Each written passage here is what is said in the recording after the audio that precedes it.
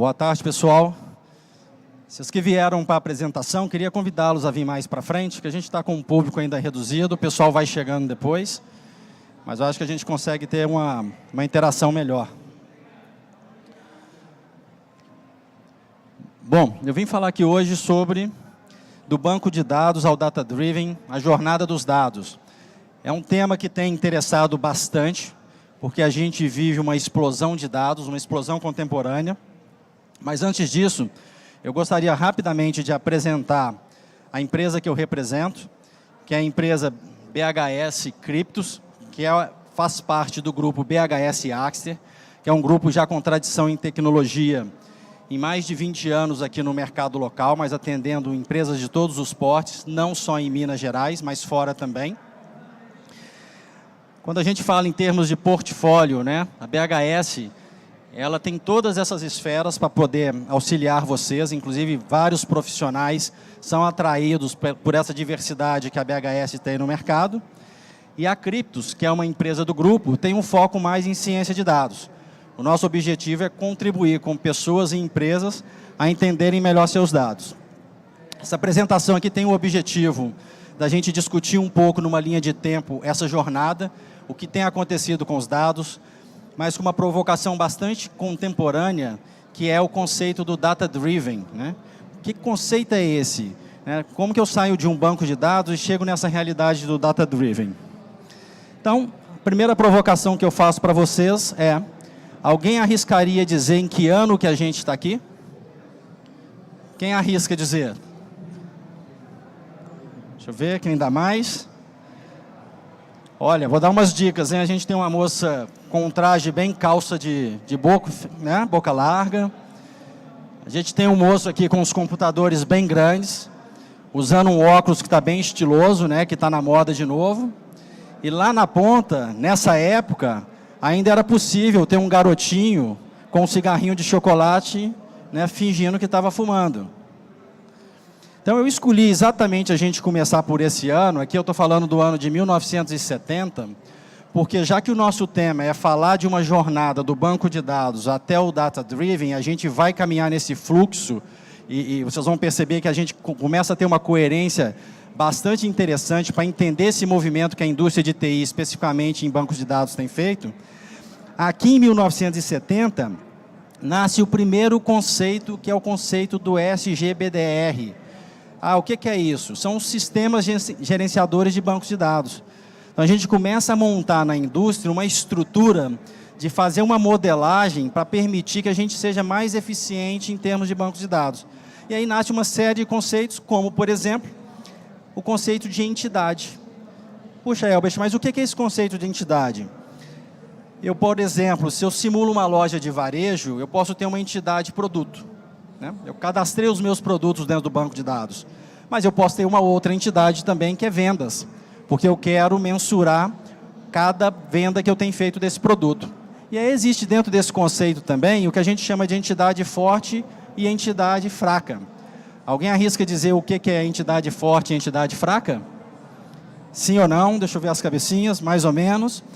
O conceito é muito legal e muito usual para a gente que vai começar a entender levantamentos de requisitos e como que a gente vai estruturar um banco de dados. Uma entidade forte é aquela que vive sozinha. Então, vamos voltar no meu exemplo, produto. Eu preciso de mais alguma coisa para dizer que produto está ali dentro? Não. Produto é produto. Se eu cadastrei, eu sou uma loja de varejo e cadastrei um saco de arroz, o produto está ali dentro. Eu posso ter uma outra entidade ou atributos desse produto que a gente fala de outra coisa, né? Eu posso ter o atributo que é a marca, eu posso ter o atributo que é o peso, etc. E o que é a entidade fraca? A entidade fraca é quando eu tenho, por exemplo, a minha outra entidade, que é vendas. E por que venda é uma entidade fraca? Porque ela não vive sozinha, né? Eu não tenho como vender ou registrar uma venda se não saiu, por exemplo, o produto, né? Essa venda vai ficar nula, ela não existe. Então, eu só permeei esse conceito aqui dos anos 70, porque isso existe até hoje. É óbvio que ferramentas foram ficando mais poderosas, a gente conseguiu estruturar melhor, a gente vai ver isso nessa jornada, mas são conceitos da década de 70 que persistem de uma forma bastante robusta e adequada até hoje.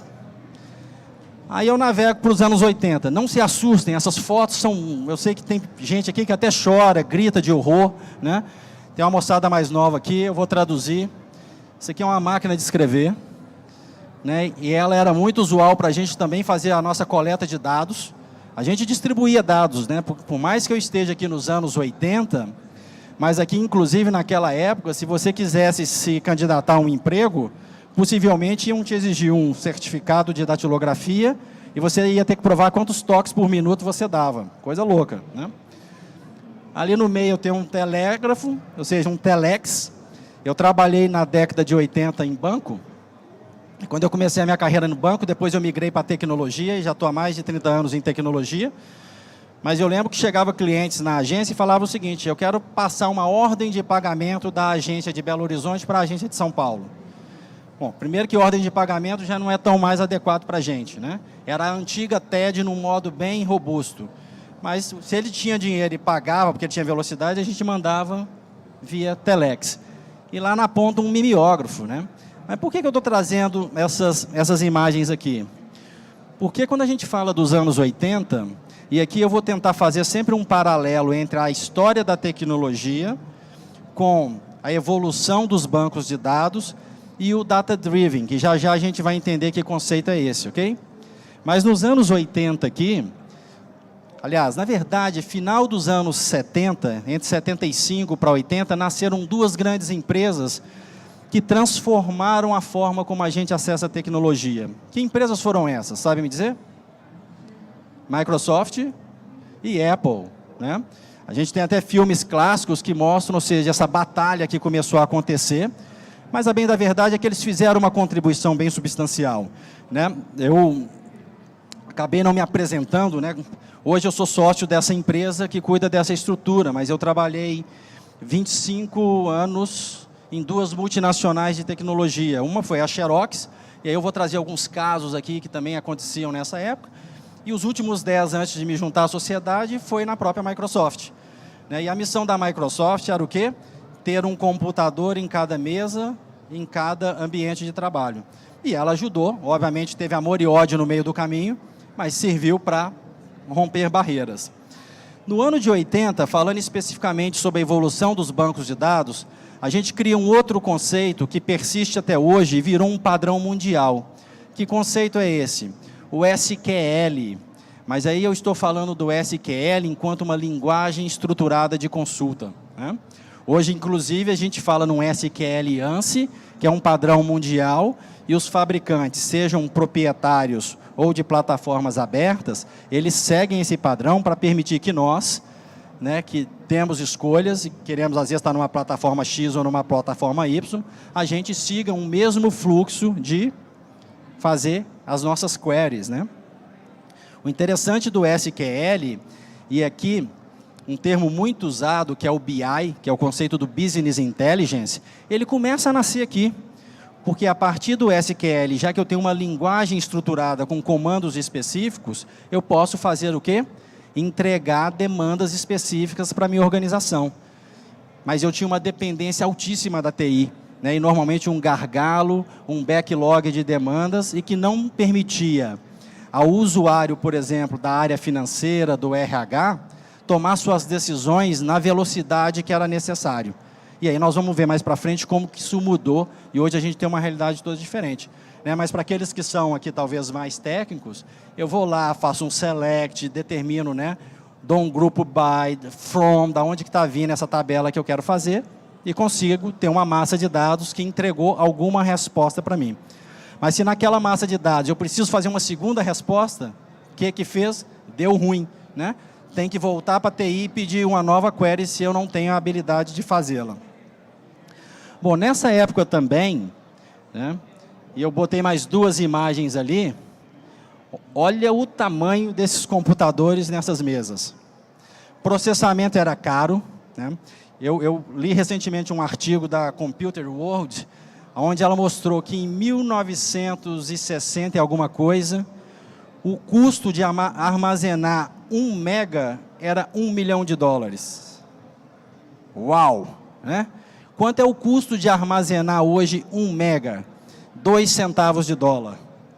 Então, assim como tem a lei de Moore, né, que fala da capacidade de dobrar o processamento a cada 18 meses, o storage também hoje, né, se a gente assina um Google, ou se a gente assina um Microsoft, OneDrive, etc., eu tenho lá 1 tera, fácil e estou brincando. Né? Então, o custo de storage descomplicou a nossa vida no BI também, foi outro elemento importante para a gente conseguir essa escala que hoje a gente fala de Big Data, mas isso é um assunto para daqui a pouco. Tá? Quem liderava nessa época? IBM, né, vinha de uma tradição já dos anos 60, 70, mainframe era parrudo. No banco, eu era caixa aqui no final dos anos 80, e depois foi quando eu entrei para a Xerox do Brasil. Olha que loucura, pessoal.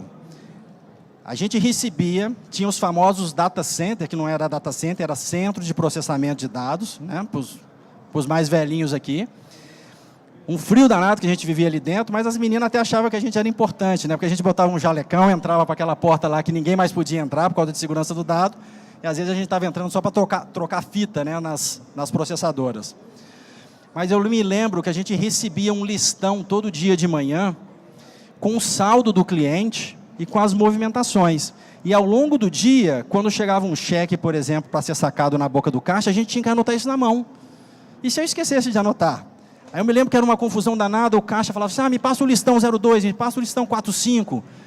Putz, dava sempre erro de saldo, a controladoria ficava louca. Então esse era um mundo não tão distante, eu estou falando aqui de 87, 88, que foi quando eu saí do banco e entrei para a Xerox, seguindo primeiro uma carreira técnica. Fiz uma provocação ali no final, games, né? Games é uma indústria totalmente apartada do ponto de vista de potencial econômico. Ali, quem jogou Atari aqui? Vocês estão agora condenando a idade, todo mundo aqui, meus contemporâneos. Né? Mas a gente botava o quê? O que eu precisava para ter o dado do Atari? O que era o banco de dados do Atari? Era um cartucho, lembra disso? E eu botava o cartucho ali no Atari. Como que eu jogo game hoje? Está na nuvem, né?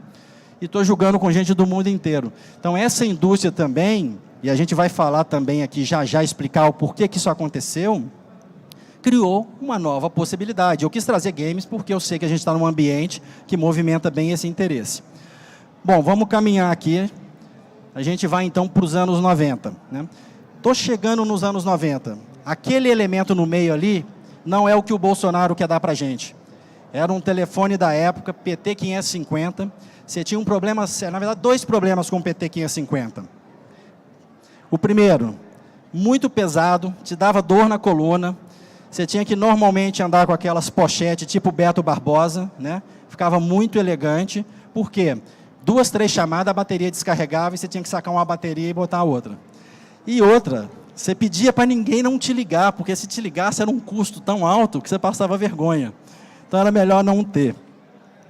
Mas eu já cubro aqui, eu quis trazer o PT550 e quis trazer o BIP, porque aqui também começa, e lembra, a minha proposição aqui é contar um pouco da história da TI e fazer a inclusão de banco de dados nessa história. E aqui a gente começa a pavimentar um caminho muito interessante para o que a gente vive hoje. O poder do telecom nos ajuda a ter o que a gente tem hoje. E aí eu tenho um caso interessante, estou com tempo aqui. Quando eu estava na Xerox, eu trabalhava então numa divisão que a gente chamava de Print System, que eram grandes máquinas que imprimiam 120, 135 páginas por minuto, conectadas em ambiente mainframe, e essas máquinas não podiam parar. Então, a gente ficava de plantão. Tinha uma equipe, então, às vezes, pegava plantão de madrugada, final de semana, já passei Natal e Réveillon dentro de cliente, né? E assim vai, a vida é assim, né? E aí, um belo final de semana, eu estava em casa, a minha família tem uma história com o interior, parte dela é do interior de Minas, e aí veio um primo do interior e me viu com aquele elemento na cintura, que era um BIP. Mas aquele já era bonitinho, porque aquele ali o cliente mandava a mensagem. Eu não tinha mais que ligar para a central de BIP. Vinha a mensagem, ligar para o Elbert. Beleza, aí ele falou, nossa, o que é isso aí, primo? Ele é muito simples, do interior, lidando com as coisas da roça, né? Eu falei, isso aqui é um BIP. Tá bom, o que é BIP? Aí expliquei para ele, aí não me fiz por satisfeito. Falei, deixa eu fazer um teste, né? Falei, quer ver como que funciona? Aí liguei para a central de BIP, o nome dele era Jefferson, na verdade graças a Deus está vivo. Aí eu falei, manda uma mensagem aí para mim. Ligar para Jefferson. Beleza. Desliguei o telefone, deu algo em torno de 5 a 10 segundos, a mensagem chegou. Pá. Aí eu mostrei para ele aqui, ó, chegou a mensagem. Na hora que ele leu, ele falou assim, ai, ai, ai, meu Deus do céu, isso não é coisa de Jesus, não. Eu falei, mas o que foi, Jefferson? Esse negócio sabe até que meu nome tem 2 Fs. Então, né, eu costumo brincar com esse caso, que é verdade, porque imagina alguém que no final dos anos 80 tenha partido dessa vida para melhor e ressuscita. Pede para voltar, não pede? Fala, não dou conta mais não. O mundo está numa exposição absurda. E aqui entra a Microsoft. Né? Microsoft nos anos 90, uma potência muito forte, a Apple ainda pegando um caminho mais design, mais cool, etc. E a Microsoft entrando como um trator. E qual foi a ferramenta da Microsoft que mais viralizou como um banco de dados? Excel, né? Teve uma amiga aqui que ajudou. Então, hoje ainda, acreditem se quiser, a gente entra em vários projetos onde o desafio das organizações, ele fala, eu preciso tirar o Excel. Porque quando a gente começa a falar em banco de dados, e aqui começa a nascer um rigor também maior, Oracle se desponta, Power Builder, que hoje não é uma plataforma tão forte, né? Mas talvez comece a ser o começo do Data Driven que o Excel ajudou. Ô Elbert, que conceito de Data Driven é esse? A indústria de tecnologia hoje, principalmente aquela que está atenta aos movimentos de BI, que é o Business Intelligence, o Big Data e o Analytics, que a gente já aprofunda um pouco mais nisso, ela está dizendo, o dado não pode ser mais centralizado. As empresas têm que ser orientadas aos dados. E eu preciso dar acesso a esses dados. Esse é um pouco do que permeia no Data Driven. E o Excel, de uma certa forma, foi fazendo isso. Mas eu também preciso dar acesso com governança, segurança, fazer o acesso mais granular possível e com volumetria, que a gente já fala em BI. Muito bem. Vamos chegar nos anos 2000. O que aconteceu aqui? Quem já estava vivo aqui nos anos 2000? Todo mundo. Beleza. Uns engateando ainda, outros já no mercado de trabalho, é verdade, mas a moçada já estava aqui. A telefonia se diversifica. Né? Eu tinha aqui Nokia, uma grande plataforma, Motorola, fazendo também uma diversificação de equipamentos. E aí começa a vir um carinha que fala assim, eu vou dar também acesso integrado a plataformas. Quem era esse cara? BlackBerry, lembram disso? Né? Hoje está aí tentando sobreviver. Mas o interessante aqui dessa época também, a revista Time publicou uma matéria que ela falou assim, será o fim do mundo? Anos 2000, tinha um tal de Nostradamus, já ouviram esse nome? Que vivia falando, 1000 chegará, 2000 não passará, o mundo vai acabar. Mas o que aconteceu aqui para a gente do mercado de tecnologia? Oi? Internet ainda não, assim, ela dá uma despontada ali, eu já vou cobrir, mas aqui nesse caso específico, que eu quero cobrir a gente teve o bug do milênio. Ouviram falar disso? E o que era o bug do milênio? O bug do milênio era porque os sistemas, normalmente, que eram feitos no passado, eles não se preocupavam em colocar uma data, não é nem que se preocupava, era um custo muito alto, lembra desse custo do storage? Então, eu vou especificar um campo de dados que eu vou ter uma data completa, para o ano, salvar 2 dígitos, era muito adequado. Então, na hora que chegou no ano 2000, ia virar 00. Imagina o desgaste, o desastre que ia acontecer, por exemplo, no mercado financeiro. Que eu ia calcular uma taxa de juros para pagar uma remuneração para o meu acionista, para o meu investidor, e naquela data ia ser 1º de janeiro de 1900, e não mais 2000. Então, aconteceu uma corrida muito louca, várias empresas, vários profissionais que já estavam aposentados foram chamados para ajudar na manutenção no sistema. A verdade é que o bug do milênio causou pouquíssimo estrago, tá? Mas ajudou uma coisa legal. Aí o amigo ali falou da internet, né? E aqui em 1995 a internet chega no Brasil. Foi a primeira vez, essa época eu estava saindo, trocando a minha carreira de área técnica para uma área comercial dentro da Xerox. Mas foi a primeira vez que eu ouvi falar de vírus, né? A gente tinha uma impressora e falou, não, isso pode ser um vírus. Eu falei, o quê? Vírus? Como assim? Aí veio um engenheiro dos Estados Unidos para ajudar a gente, etc. mas porque as plataformas começaram a se conectar. Aqui também o downsize, ele já era uma realidade, né? A maioria de nós já tinha acesso. Tem um caso interessante. Quem aqui é estudante? Tá. Quem é estudante e trabalhador? Quem é só trabalhador? E quem não levantou a mão está de boaça, assim, né? Em casa, sessão da tarde, pipoca. Mas olha, eu passei uma experiência interessante. Eu estava fazendo faculdade, isso aqui ainda na década de 90, e tinha que comprar um computador, estava fazendo computação. Comprei um 286, já ouviram falar disso? Só que era tão caro, que eu resolvi comprar isso com uma colega de faculdade. Então, eu vou dar uma dica para vocês. Não comprem um computador com a colega de faculdade. Porque eu estou pagando essa dívida até hoje. Tem 20 e tantos, 30 anos que a gente está junto. Tá? Então, não comprem. A dívida ficou altíssima. Melhor se eu tivesse feito um empréstimo no banco. Mas esse cara veio e mudou a nossa vida, né? Quem lembra daquele sinalzinho do modem? Ou a gente falava no final de semana, ou a gente estava conectado na internet. Não era isso? Porque não dava para conviver as plataformas. Mas aqui no nosso mundo de banco de dados, surgem dois conceitos interessantes. Que conceitos são esses? O OLTP e o OLAP. Vou explicar. O OLTP, vamos pensar numa empresa tradicional. Eu tenho o meu sistema de RH, eu tenho o meu sistema financeiro, eu tenho o meu sistema de logística, é o que a gente chama de sistemas transacionais, e eles soltam relatórios, né? Então, isso é normalmente um tipo de busca transacional.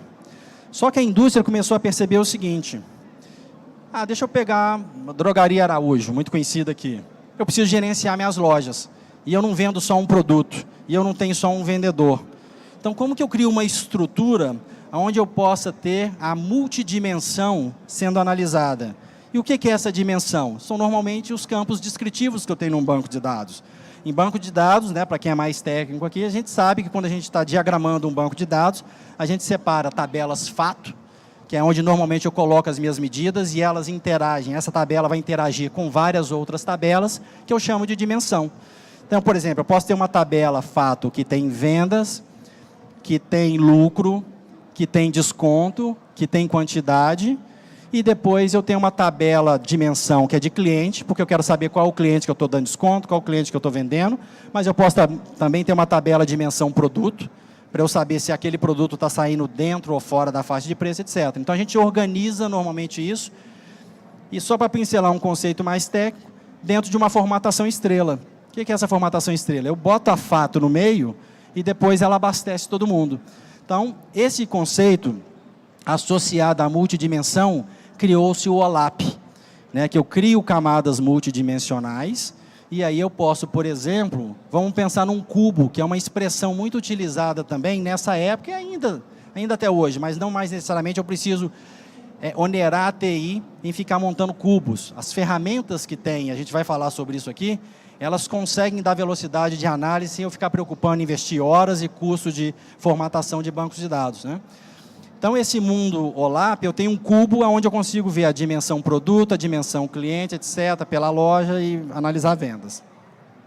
Bom, nos anos 2000 também, se até aqui a gente tinha um padrão mais fechado, né, enquanto assim, diversificação de mercado, a gente falava de Oracle, a gente falava de Microsoft, a gente falava de IBM com DB2, a Apple, de novo, também entrando aqui mais no mercado do downsize. Surge o open source. Não é que surge, ele ganha mais força. O open source nasceu lá atrás, né? Mas padrões como Apache, como Linux, como MySQL, começam a gerar alternativas para a gente minimizar o nosso custo de desenvolvimento ou o nosso custo de implantação. E esse movimento da indústria aberta foi muito importante, porque as próprias empresas privadas se reinventaram, né? Então, você vê hoje, por exemplo, uma Oracle, ela é proprietária de um MySQL. Então, ela tem uma versão, e continuou respeitando a versão aberta do MySQL, mas se você quer algo um pouco mais sofisticado, ainda dentro de um MySQL, tem uma versão paga, né? Então, o mundo da tecnologia, a gente sabe que é assim. Outra coisa importante nos anos 2000 é o conceito do DW. Já ouviram falar? ok? O que é o DW? É um Data Warehouse, que é um armazém de dados. Então, à medida que a empresa foi crescendo, os produtos foram diversificando, os sistemas foram ficando heterogêneos, eu tenho bases de dados distintas. Porque, às vezes, eu comprei o meu sistema de gestão de clientes que abastece um Oracle, mas o sistema que o RH usa abastece um MySQL. Ah, eu tenho funcionários que, eventualmente, precisam usar uma planilha Excel. Então, se eu preciso coletar dados e dar uma estrutura com mais governança e mais segurança, eu crio uma estrutura onde eu coleto esses dados das pontas, faço um processo chamado ETL. Esse ETL significa extração, transformação e carga. O L quer dizer loading em inglês. E aí eu consigo criar regras, organizar melhor meus dados, garantir que eles estejam íntegros e com qualidade e jogar isso dentro de um armazém. E dentro desse armazém que a gente chama de Data Warehouse, depois eu posso vir e consumir como se fosse um self-service. Inclusive, existe um subconceito do DW que é o Data Mart, né? Eu posso criar, vamos pensar então nesse armazém, eu tenho as gôndolas. Então, eu tenho a gôndola do RH, a gôndola do financeiro, etc. E cada um vai lá e consome os seus produtos. Legal. Mas ainda no ano 2000, li um paper, tem talvez uns 15 dias. Esse cara revolucionou, não é verdade? Trouxe uma outra experiência, que a gente chama de UX, né? User Experience. Ele trouxe uma outra experiência para a gente, que está fazendo, salvo engano, 10 anos que lançou o primeiro iPhone, né? Então, foi aqui no final dos anos 90, virada de 2000. E aí a Apple, né, com todo aquele movimento que a gente viu para trás, com a Telecom, né, sendo empoderada, criando a possibilidade de a gente ter uma plataforma e ter um dispositivo móvel na mão que eu acesse e eu possa consumir dados, a gente enxerga aqui 4 megas tendências. E que tendências são essas? A primeira, aquele CPD que eu entrava, ele ficou mais fashion. O pessoal passou a chamar de quê? De data center. Ou está na cloud, está na nuvem. E o legal é que minha mãe tem 71 anos e eu já consigo explicar para ela que quando ela passa o zap dela para a gente, que ainda vem sem pontuação, sem nada, mas a gente entende, ela está passando por serviço de nuvem. Tá? Então, aqui viabilizou. Mas qual que é a diferença do CPD do passado para o data center de hoje? Velocidade, a governança, a capacidade de processamento mais do que quadriplicou nesse período, né? Então, eu tenho uma robustez muito grande. Lá na ponta, eu tenho os dispositivos móveis, que é uma tendência hoje? Não, né? Está todo mundo aí. Quem não tem smartphone aí, levanta a mão. Todo mundo com smartphone. De alguma forma, então, eu estou sensorizando, né? Toda vez que, no mínimo, eu ligo meu celular, eu devo ter um aplicativo que informa aonde eu estou. E esse dado vai começando a rastrear. Depois, mais embaixo ali, eu tenho o conceito do Big Data. Cada 10 pessoas que eu pergunto o que é Big Data, eu tenho 11 respostas diferentes. Então, o conceito principal, na verdade, não é nem o conceito, os fundamentos principais que definem o Big Data os 3 Vs. Volume, variedade e velocidade. Então, às vezes, não necessariamente eu tenho uma distribuição de banco de dados, como eu tenho hoje bancos de dados com uma plataforma aberta que é Hadoop, né? E aí eu tenho, assim como eu tenho em Linux, Red Hat, Ubuntu, etc., que pegaram o kernel do produto e desenvolveram suas distribuições, no Hadoop está a mesma coisa. Eu tenho Hive, eu tenho Hortonworks, eu tenho Cloudera, né? Cada uma com suas características. Mas o Big Data, se vocês quiserem pensar nisso, eu tenho uma estrutura de banco de dados, de armazenagem de dados, que me permite ter volume de dados, e quando eu falo em volume, pessoal, eu tenho entrado em clientes que a gente está falando de bilhões de registros. Entendeu? Analisar 100, 200 milhões, 300 milhões, eu fico numa estrutura de um banco relacional, que é os bancos normalmente que a gente tem aqui como Oracle, SQL, MySQL, PostgreSQL, etc. Tá? Quando eu falo em variedade, e é um conceito que se não tiver mais para frente eu já adianto aqui, a indústria está dizendo o seguinte, o banco relacional ele vem de um conceito, e aí é por isso no SQL, o S é de structured, ou seja, está estruturado, mas eu tenho dados semi-estruturados e dados não estruturados. O que é isso? O que é um dado semi-estruturado, por exemplo? E-mail, né? Eu posso armazenar e-mail? Devo. E como que eu faço depois consultas no e-mail para tirar a inteligência do e-mail? Dá para fazer, né? O que é o dado não estruturado? Eu posso armazenar voz, eu posso armazenar imagem, né? Então a indústria vem caminhando para esse conceito que agora ela chama de NoSQL. Já ouviram isso? O NoSQL quer dizer Not Only SQL, ou seja, não somente a parte estruturada, né? Tem o semi-estruturado e o estruturado também. E rede social, pessoal? Quem aqui não está em pelo menos uma rede social? Ninguém. Eu gosto sempre desse momento aqui que eu faço uma pesquisa, que depois eu publico essa pesquisa.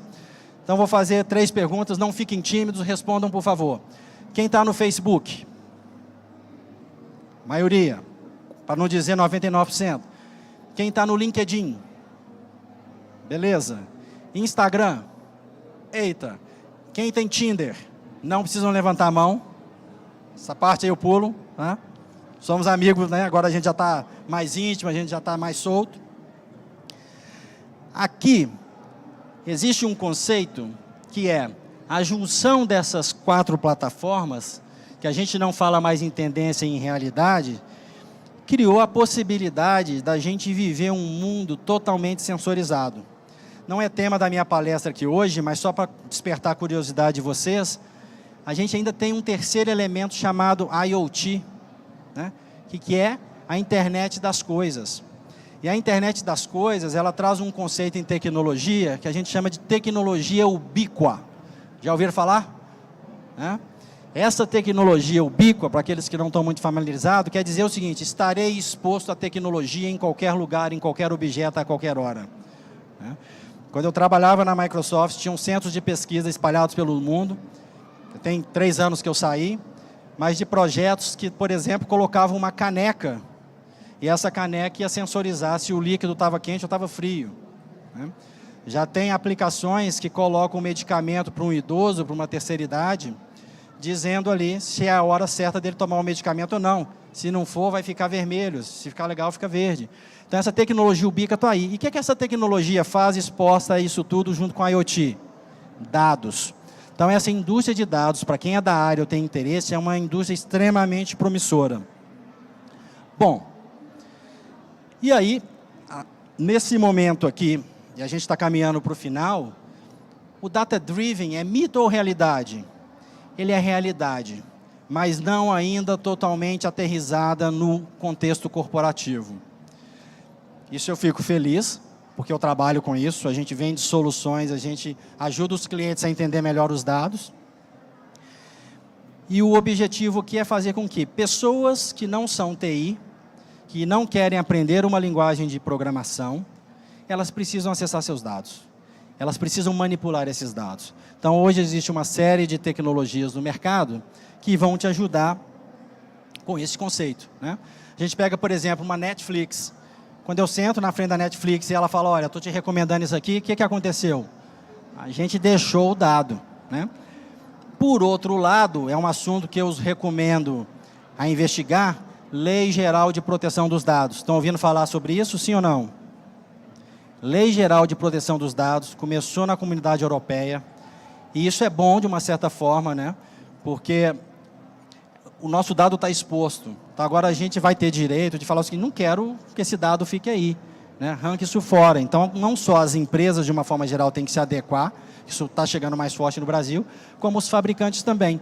Então, por que eu estou dizendo isso? Porque na hora que eu vou escolher uma tecnologia, por exemplo, para a minha empresa, e muitos aqui trabalham, né, como eu vi, eu tenho que levar em consideração o seguinte: se eu quero fazer a democratização de acesso ao dado, que é esse movimento de permitir que o usuário da área financeira, TI, RH, logística, etc., possa ter uma ferramenta na mão, um software que ele analise seus dados, eu tenho que ter preocupação primeiro com o quê? Que volume de dado é esse? Essa solução vai suportar esse volume de dados, sim ou não? E cada vez mais a gente fala em volume de dados, né? Depois, existe segurança dentro dessa plataforma? E se eu quiser falar que o Elbert, por exemplo, não pode ver a lucratividade da empresa? Como que eu controlo isso de uma forma sem eu ter que pedir a TI para programar um script ou um código para mim? O terceiro elemento, ela me dá alternativas de navegabilidade em várias fontes de dados e sistemas, e aí eu busco essa figura aqui, que é uma figura que resume tudo o que a gente falou dessa história de sair de um banco de dados lá em 1970, que era um SGBDR, e a gente caminhar para uma possibilidade de empoderar o usuário da área final com o quê? Com análise de dados, né? Então, vou explicar essa figura aqui para vocês. Aqui, né? Ali sou eu, ali é você, e você não é da TI. E aqui no meio tem um mundo de coisas que só a TI sabe entender, né? Eu falei ali do Data Lake, que é esse conceito da gente, né, botar tudo dentro de um único repositório, independente se é estruturado, semi-estruturado ou não estruturado. Eu também estou estruturando um Data Warehouse. Isso não é para gente da área de negócio ou da área meio, né? Isso vai ficar lá na TI. Mas eu estou na ponta, eu quero o seguinte, a provocação é, eu tenho o dado que está aqui, e o dado que eu tenho está no Twitter, e eu quero analisar o meu Twitter e fazer uma análise de sentimento, e saber se estão falando bem ou mal da minha empresa, bem ou mal da campanha que eu lancei. Eu tenho uma fanpage da minha empresa que está no Facebook, e eu quero conectar essa minha ferramenta no Facebook e poder analisar de uma forma mais rápida. Eu sou do marketing, eu tenho aqui o meu portal, e eu quero coletar dados do Google Analytics, e aí eu quero saber como que estão as pessoas navegando dentro do meu portal, até para eu criar estímulos maior e ter uma atração melhor de vendas. E eu tenho e-mail, e eu tenho Excel, e eu tenho Oracle, SQL, etc. E na ponta, o nosso amiguinho ali, ele quer o quê? Na figura de cima, eu quero acessar meu dado na hora que eu estiver no escritório pelo meu computador, mas se eu estiver viajando, eu quero acessar pelo meu celular. Se eu entrar no voo e botar em modo avião, eu quero continuar acessando, porque eu vou ter uma hora de voo e eu vou analisando ali o meu dashboard, os meus dados, os meus painéis. Então, mesmo não estando conectado, eu preciso ter uma forma remota de fazer manipulação desses dados. Na parte de baixo, né? Eu quero eu mesmo fazer os meus relatórios, eu quero praticar o meu conceito do Self-Service BI. Então, na hora que vocês estiverem olhando ferramentas, né, existem hoje várias ferramentas, algumas com um propósito muito específico, outras mais amplas, mas é importante fazer toda essa investigação.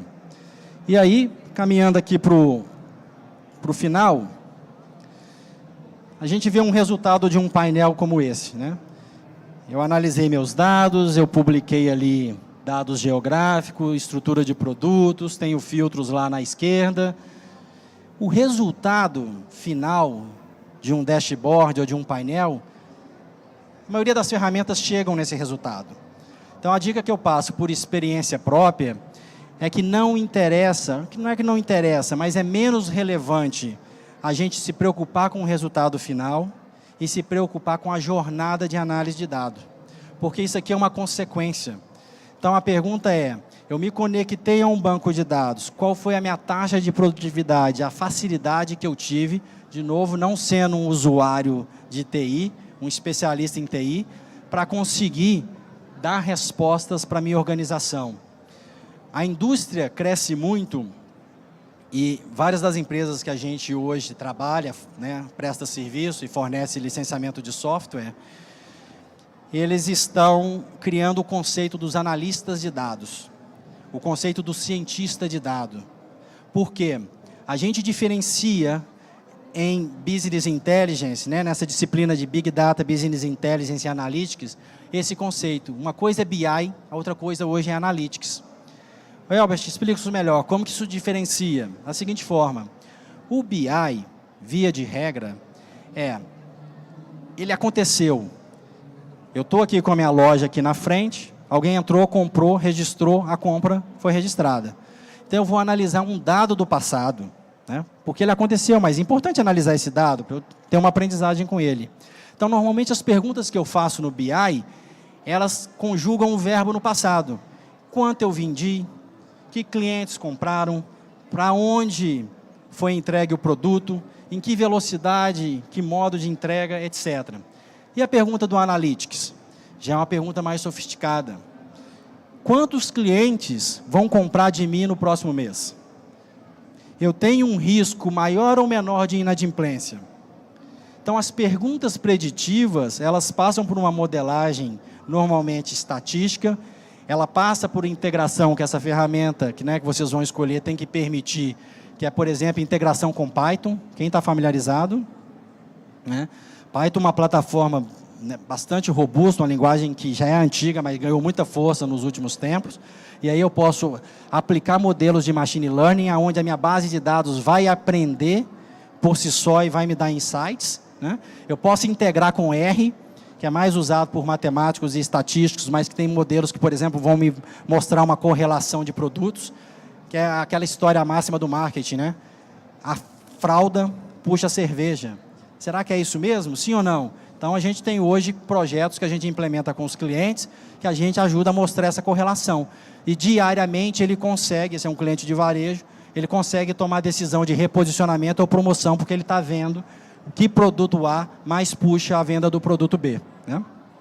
Bom, e aí, pessoal, qual é o tamanho desse mercado? Eu trouxe os dois últimos slides aqui para cobrir o seguinte. O mercado, e aqui é um dado que vem da ABS. Quem é a ABS? Associação Brasileira das Empresas de Software. Ela tem uma parceria com o IDC, que é a International Data Corporation, que eles fazem uma pesquisa, né, de toda essa fragmentação de tecnologia. E aqui o nosso mercado em 2017, tecnologia como um todo, foi um mercado de 38 bilhões de dólares. E por que eu quis trazer esse dado? Eu gosto sempre de trazer esse dado das minhas apresentações. Porque todos nós aqui está interessado em trabalhar, está interessado em ter seu próprio negócio, e se a gente gosta de TI, a gente precisa entender que tem muito dinheiro circulando aqui, né? Se a gente olhar a barra do meio aqui, é software, né?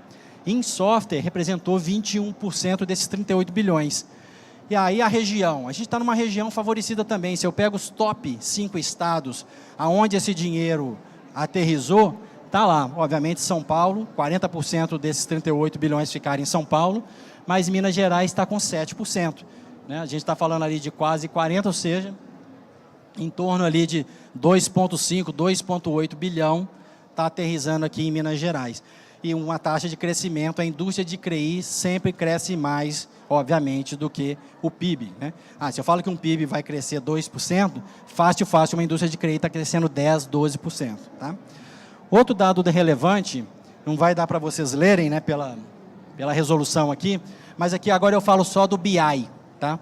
Todas as soluções que fazem parte dessa questão de BI, Big Data e Analytics. Então, daqueles 38 bilhões, 1 bilhão de investimento está chegando, 1 bilhão de dólares, não vamos esquecer disso, tá? Faz uma diferença para um dólarzinho de quase 4, né? Então, eu tenho aqui em cima plataforma e aqui embaixo eu tenho aplicação. Na plataforma, deixa eu chegar aqui para ler, eu tenho ferramentas como ETL, que eu citei, eu tenho ferramentas de visualização de dados, eu tenho ferramentas de data warehouse, eu tenho ferramentas de criação de analytics dentro de bancos não relacionais, que é esse conceito de semi, não estruturado, etc.